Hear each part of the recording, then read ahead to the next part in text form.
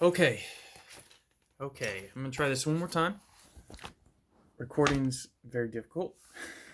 Writing's even harder. So I'm recording it. Um, I'm making this to kind of tell you guys a bit about Cernunnos, what I've kind of been researching, some of my experiences with them, and some of the insights I've had. Um, and it's all continued learning and yeah. So we'll see how this is hard to organize in a way that's logical and coherent. Go figure when you're talking about, you know, journeying and stuff, and the gods and stuff. So Cernunnos.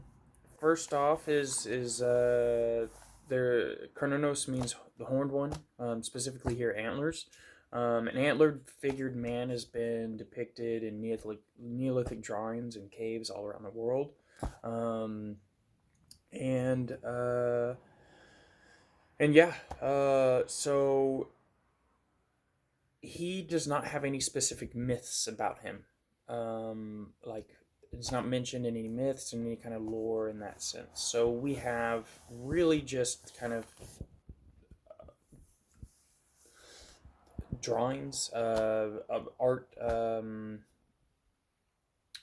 depictions of him in picture, and some of the images he's associated with. He's depicted. His two most famous depictions are on the Boatman's Pillar, and it's the only place where his name and his picture are together.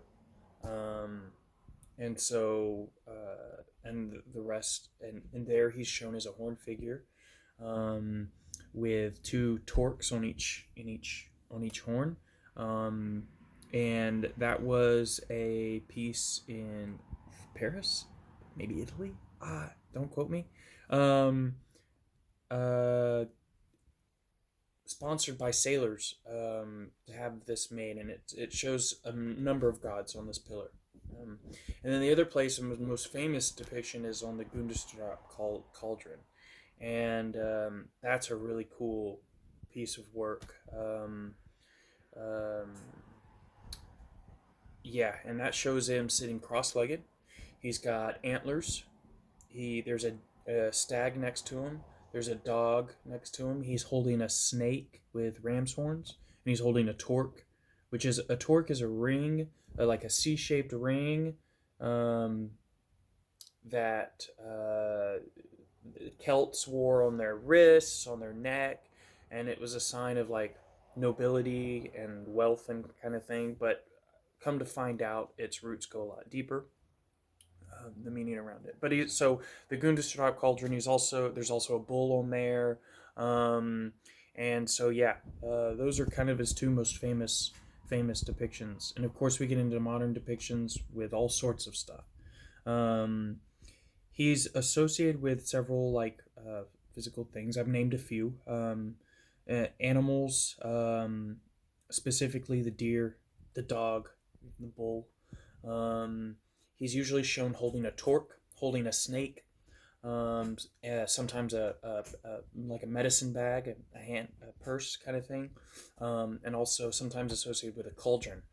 Um, he is generally thought of representing like the wild wood, the hunt. These are kind of come later, but they have their roots in some deeper places, which have been really interesting. Also associated with fertility. Sometimes in some of his pictures, he's shown with a massive erect penis, and sometimes he's shown as an old man, sometimes as a young man. He's got a few associations around music too, which has been interesting in the way it ties to some of these other things.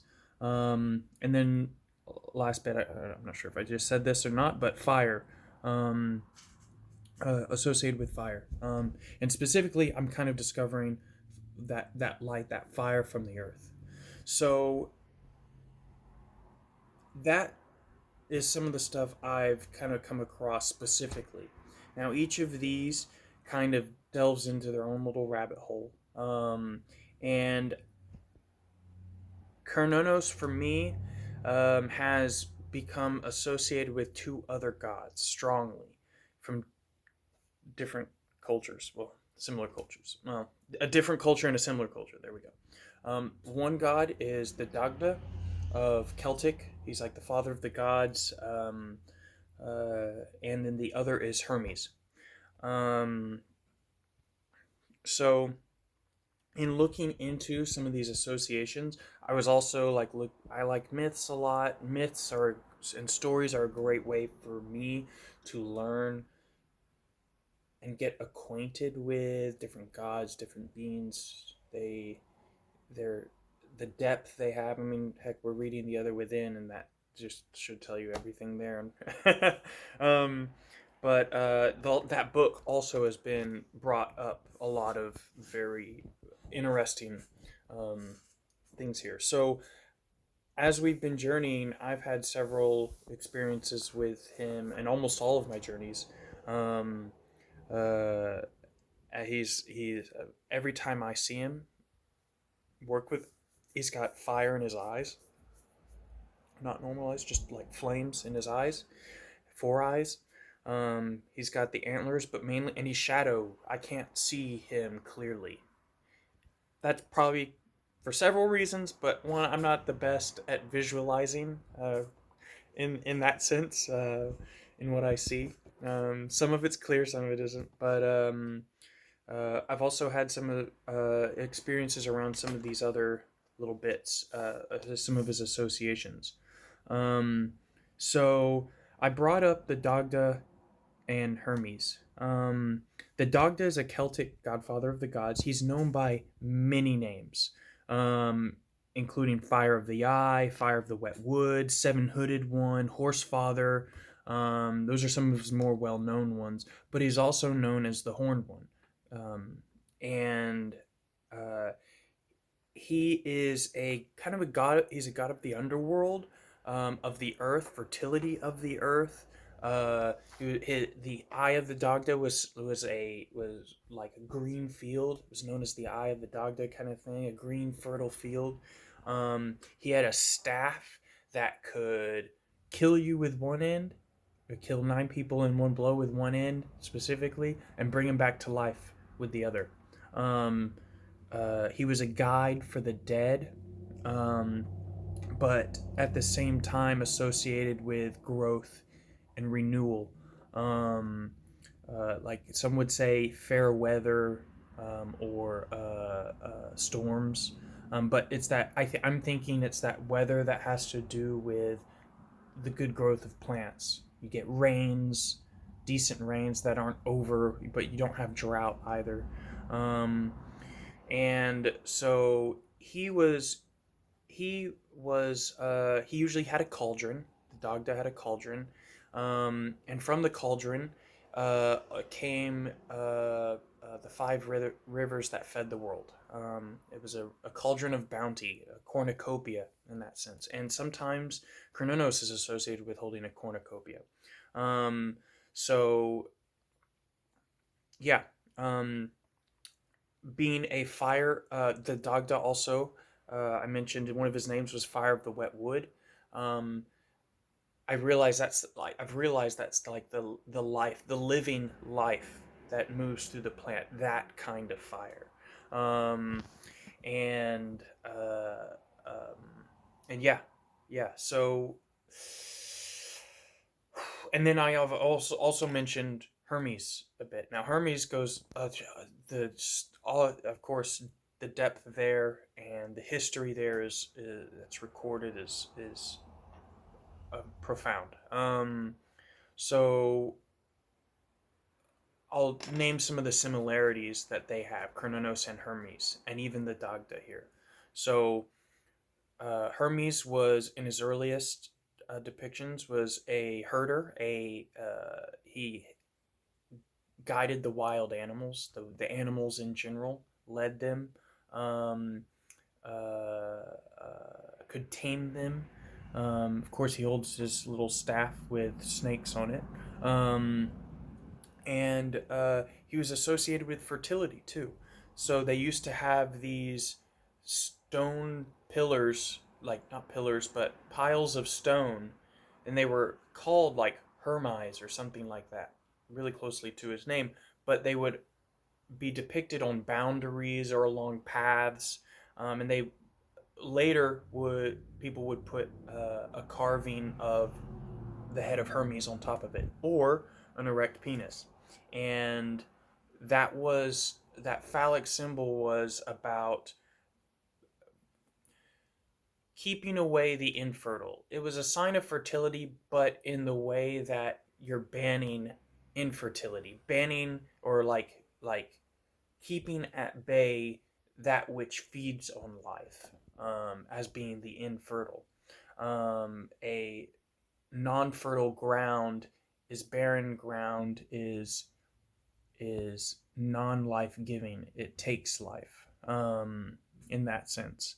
Um, he was so he was also known for binding, cording, twisting together, be it in music or in word. He was known as the poet, brought poetry down to man in that sense.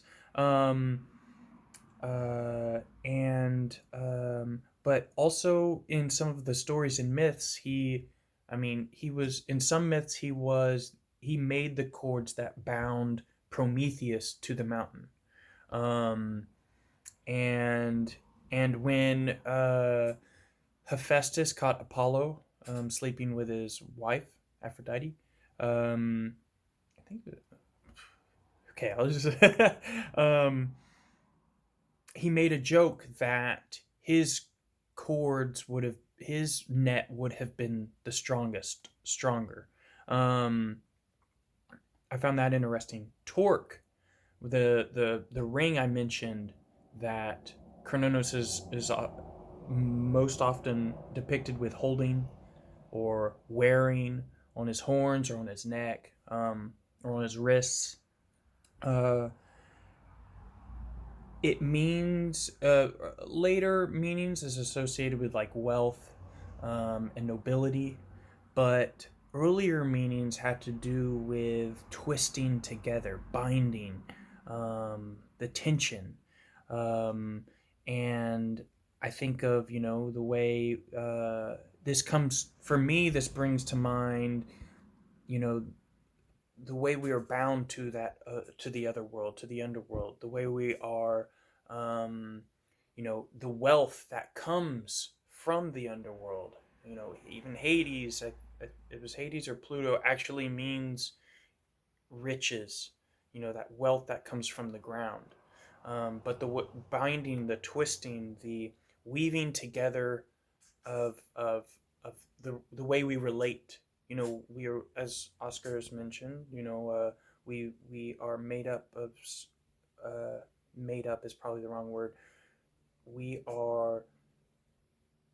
refer to ourselves as ourselves via relationship, how we relate to the world around us, the seen and the unseen. And in that sense, that's what I think of when I think of the twisting and the binding, the tension. It's how we relate to all these tensions in different ways.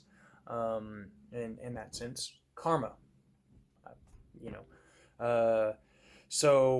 He Hermes was also the father of Pan, and the wolf itself. So one of the animals Cernunnos is really associated with is the dog, the wolf. But it's interesting, as we have read in the Other Within, the dog being that animal that in the wild, that the dog-headed man, uh, that vicious animal that's out there that could bite your head off.